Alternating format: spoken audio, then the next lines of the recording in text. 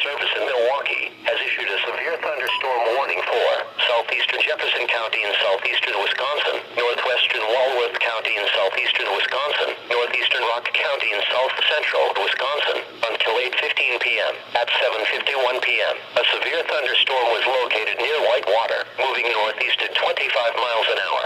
Hazard, 60 miles an hour wind gusts and quarter-size hail. Source, radar indicated. Impact, hail damage to vehicles is expected. Expect wind damage to roofs, siding and trees. Locations impacted include Whitewater, Milton, Palmyra, Richmond, LaGrange and Millard. For your protection, move to an interior